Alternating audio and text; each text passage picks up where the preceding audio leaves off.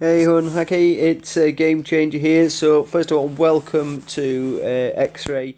I hope you enjoy your stay. We're all about coaching, development, and getting you ready for the big leagues, which is Fox. So you'll be with us for about a month.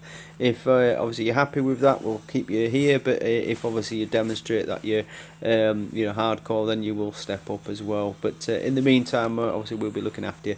Okay, so just an observation. You have set all your support buildings here quite close to your wall. The problem with that is that if you look at what an enemy can see, if you look how close your spawn zones are, you can imagine that straight away you could be into the attack. Now, if I was attacking you here, obviously I've got the M270. I'll probably take out your heavy gun as my first option.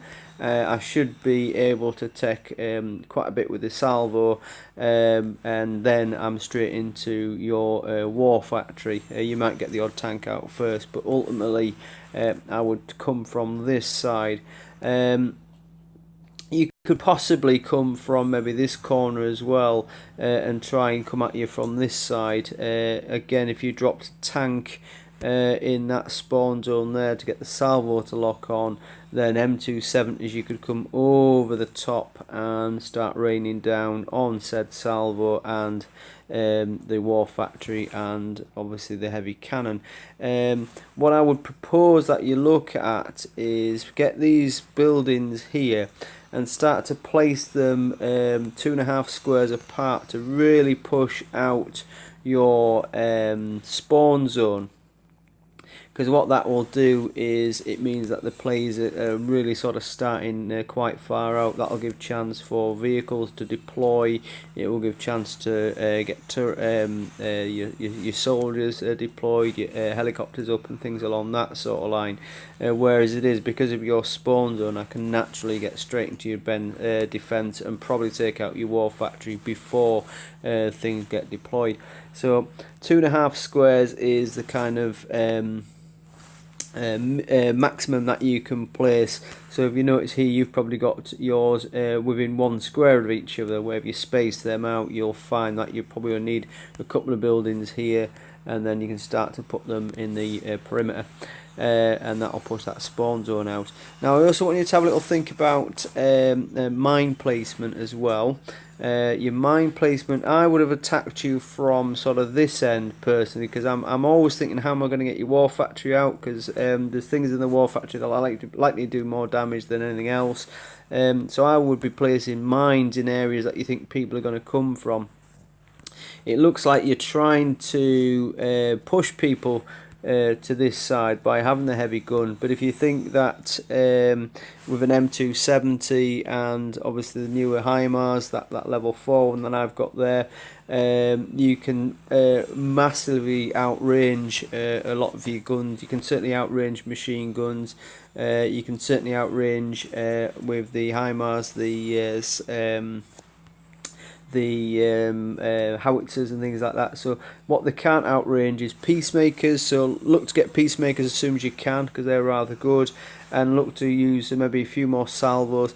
I notice as well you've only got 1 flak. I suspect that in this tier you're going to probably need at least 2 flaks, so obviously start to look at that as well as I'd also be tempted to get the barracks inside the war factory. I would personally have your have your barracks inside the walls. I would personally have your power plant outside the walls and your barracks inside your walls. I'd also personally have the helipad outside the walls as well, because after all they fly over, and basically use the buildings to spread out. With that you could possibly reduce the size of your walls and things like that as well. I don't know if you're aware that if all your walls touch, things can't escape. So when these vehicles obviously spawn, they'll travel through gaps in the walls and then drive to meet the opponent. Whereas if you keep them inside the walls, obviously they don't, and that makes them a little bit harder to take out, because when you break the wall, a lot of things come at you at once. So my top tips: have a think about mine placement.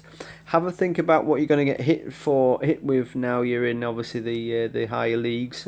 So most of us are going to be using M270s. Most of us have probably got higher miles or certainly working on getting those. So you need to be thinking about a distance attack. Now if I kind of demonstrate that, if you just bear with 1 moment, so if I were to say attack,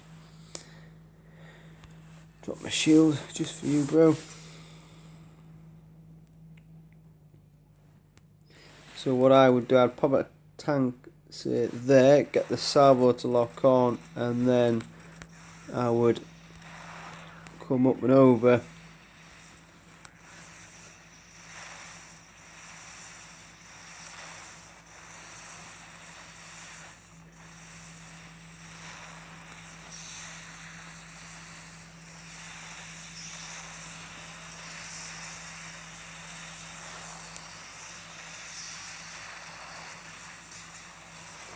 You can see that I haven't really been troubled by anything on this side yet.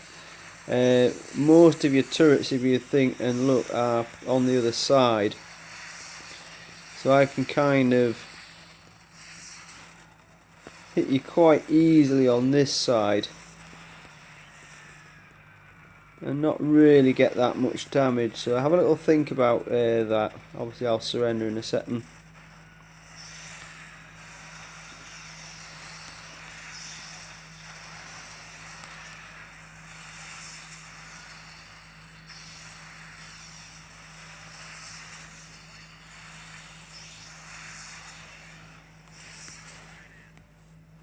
So that's where I would have attacked you from, and from there you can see that there's no mines at all leading into your building. So I'm pretty much going to have a free run, because what you have decided is that most of these turrets are going to be protected, or at least they're on that side there. But I think with your mine placement, you're probably going to put somebody coming off down that side anyway. And your turrets are also quite close together. So if I were to, for example, select the airstrike there, I could probably take all 4 of those turrets out in one hit. So maybe have a little bit of a think about stuff like that as well. So I'm going to surrender, because obviously I'm not here to attack you. But that's kind of what I would suggest that you have a little look at. So this side here I think is your vulnerable side. Okay bro, thanks.